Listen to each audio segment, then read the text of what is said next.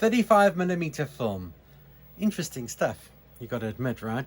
Well, many moons ago, in the year 2006, that's a while ago, my wife and I went to Hollywood and we did a really nice trip all across California, and we ended up, by kind invitation, to Paramount Studios. Now, I'm not going to bore you with my home videos, but one part of it was really interesting.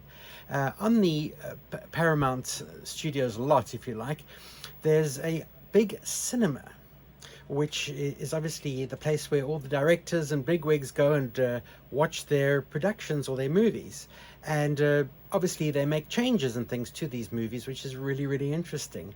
And we got a tour of that facility, and also the projectionist at the time, unfortunately I do not recall his name, so all credits to him if you can pick it up in this video, showed us around the projection booth, which was really interesting because it wasn't just a traditional 35mm projection booth. There was also facilities for editing with traditional magnetic sound recording devices, much like this one, and they were busy transitioning to digital projection, and this was at the early days. Obviously, being a studio, they would have had the stuff way before anyone else. And if you look carefully in the video, you'll see some video equipment, a very early video projector for cinema purposes, and also an HD cam, I believe an HD cam SR machine. We have a couple of those here as well, which I'm not sure if they're still using these for projection, but at that point they certainly were. So have a look at this, you might enjoy it, and I guess it's Howard in Hollywood. From all of us at Avtransfers, enjoy.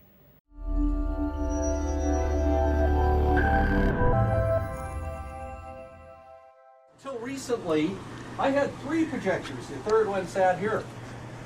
My job is changing dramatically, and that's why the booth's kind of a mess. Digital is having a major impact on my profession especially, okay? But if you went into your theaters, most theaters would only have 1 projector. Okay? And they'd have what's called, I'm sorry about the mess. Let me get my chair out of the way. They have what's called a platter system. That's what this is here. It's a platter, okay? And it would sit to the right of the projector. And this is the show that I'm running tonight. It's 5 reels. I got the first one threaded up over there. I'm checking what's called cues, so I know how to go from one, or when to go from one machine to the other, okay? This shows 5 reels. Your average show is 5 to 6 reels, 16 to 18 minutes long. It's called a composite print, what they run in the theaters, which this is here, which means the sound and the picture are all on the same reel, okay? None of the studios have platter systems. I know because I've worked at all of them. Don't know if that's good or bad, but I have. Why? Kind of surprises people because, after all, we send the movies out to the theaters, so why don't we have platter systems? Simple reason. We have to be able to do more than what they do in the theaters. They're just running finished movies. Right. We're running movies that they're still making changes on. Now, this is one area where my job has really changed dramatically in the last 3 years in particular. 3 years ago and before that, the stuff they shot on the sets the day before, called dailies or rushes, they'd bring us 1 reel that was just picture. We put it on the projector, of course. And they'd bring us another reel that was just sound. They'd put it on this magnetic oxide stuff. And that's what these machines are here. They're called reproducers or dubbers. So we'd put the soundtrack up on these machines, sync them up together, lock them together, and run them. You can see how often I use this now. I use it basically for a hanger. Wow. It's because 99 9/10% of the time now, they either bring me in tape, digital tape, or they bring me in a hard drive, like this little case here. Oh my gosh, that's the movie. Sweeney Todd. That's Sweeney Todd. Sweeney Todd, and they could put 2 more movies on this, okay? This is what we're getting now with the dailies as well. As well as the completed movies, we're getting this, or we're getting digital tape. And if you want to come over here, this is what's going to replace the film projectors. It's in the process of doing it now. This is a digital projector. They started making these projectors around 1955.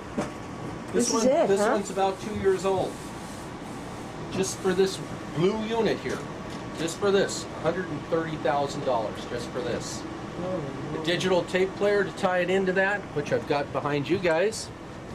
Digital tape players, this is about an $80,000 player right here, just for that one. So 130, you've got over $200,000 just between these two units. That doesn't include all the sound racks, which this is back here, that you have to hook everything into and all of that. The exhaust ducting you have to do and all that. See, that's why it's not happening as fast as the theaters, as the studios would like the transition to happen, because the theater owners are saying, wait a minute, we're looking at about $500, try $500,000 per screen to upgrade it to this. And where are we going to save the money? We've got these, we've been using them for 90 years and they still work fine. You want us to put those in, well, who's going to pay for it? Well, that's an issue they're still working on. Hasn't been resolved yet, so that's why it's not happening faster. But eventually those will replace these, but there's going to be film around for several years yet.